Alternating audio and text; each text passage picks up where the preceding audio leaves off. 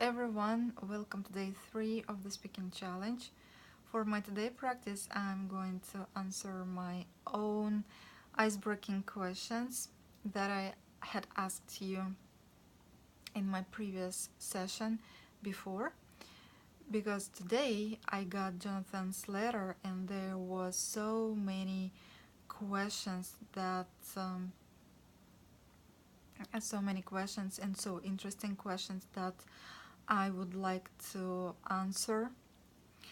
And what I have found while I was reading all your questions is that there were two major topics of these questions. First, about our towns, cities, and countries, and the next one was about our target language or languages and learning process. So I really want to work on your questions in a more profound way, so I need a little more time to get prepared for them. And then I think I will make two different speaking videos in which I will ask your questions. And my questions was, I'm sorry, and my first question was about books. I asked you, what is your favorite book and why? And what was the last book you read recently? So my favorite book forever was written by Irving Stone. He is a famous American writer. This book called The Agony and the Ecstasy. This is the biographical book about a famous Italian sculptor Michelangelo. And I was 15 when I read this book. I think that's why I love so much storytelling and real true stories, because I used to read only biographical books about famous people who left their footprint in humankind history and in the world history. I used to read them. I used to read them when I was a teenager because of our home library. And to say honestly, perhaps for my shame, I never read Russian classical books, and I don't like Dostoevsky. He's so, I don't know, he's so depressing for me. After reading his books, I feel so depressed, for a long period of time. So I'm sorry, I just veered off from the main topic, from the main road. And I love this book. I love this book, The Agony and the Ecstasy, because of the language, or perhaps because of the translation. It was the really good Russian translation. And I remember when I was reading this book, I just couldn't stop reading, because I was completely engrossed in the plot of the book.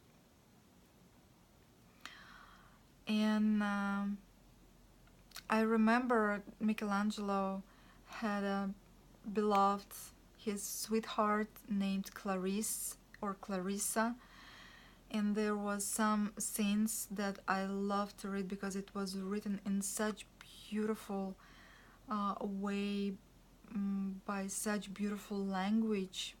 Can I say that? So I love this book. I love this book very, very, very much. And the last book that I read recently was the book called The Great Gatsby, another very famous book, and I read it in English. I was in Georgia at that exact moment, and what's interesting, I have suddenly realized that the plot of this book reminded me another true story that happened in Georgia, or it wasn't a true story, maybe it was a legend, but it happened. as Folk says, with a very famous Georgian painter. His name is, or was, I don't know how to say, Nico Pirosmani. So he is the famous one in primitivism art. What else? And the next question. Oh, the next question. I have to hurry up. The next question was, is there a story of why you started learning your target language? I just have had my personal classes of belly dance and yoga, and there were some expat students who was coming to my classes, and I just had to communicate with them. And then I met some friends, English native speakers, and that's how I started learning English language. So, next question. If you could choose your age forever, what age would you choose and why? This is a very, very difficult question. I have no answer for this question because, for example, I really love my age now. I can't even feel them. I mean, my biological ages, because I always feel like, I don't know, just happy, young, and positive, want to dance and want to sing and want to do good and positive things. But of course, it's interesting what it can be like maybe 5 or 10 years since now or later. I think every age is very interesting, but of course it's most, for me, this question is mostly about my made choices. I don't know, there are some things that I would like to rechange or remake in my life. Maybe I've had another formal education, so, but this is life. And question number 4, it was a question about crystal ball. Imagine you have a crystal ball that can answer your questions about your life, your future, and whatever you wish, what it would be. What would you like to know? So I'd like to know perhaps about myself a year later since this moment. Who I am, what I am doing, where am I, who am I, what am I doing, where am I, who all those people around me, what are our interests, and such things. And the next question, it was the question about a dream, and why about a dream. If there anything that I've been dreaming about, and why haven't I realized it.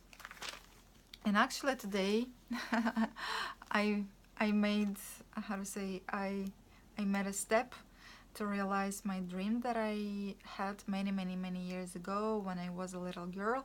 I really dreamt of becoming an actress because I was a very active girl. I liked to play in Christmas performances, and I also like to be, I don't know how can I say that in English, but I'm sure that this is the French word. It's called conférencier. Yes, I was, or I'd been conférencier for many times in our town, concerts and performances, public concerts and performances, and I loved it. And so today, this question, why did I not do or realize my dream so far, I decided, well, why not? I have to try. So, and I submitted my application on the website of the one of the film production companies in Kazakhstan. So who knows? Maybe, maybe they they will answer, or I will receive their reply, positive reply. And the last question is about continue or complete the following sentence. I'd like to share with someone. So, I would like to share with someone just the funny jokes that makes us genuinely laugh. Because I think that humor and positive things makes us happier. So I wish you all a lot of happiness, even if I don't know you. And this is it for today. Thanks for watching, and see you tomorrow. Bye bye.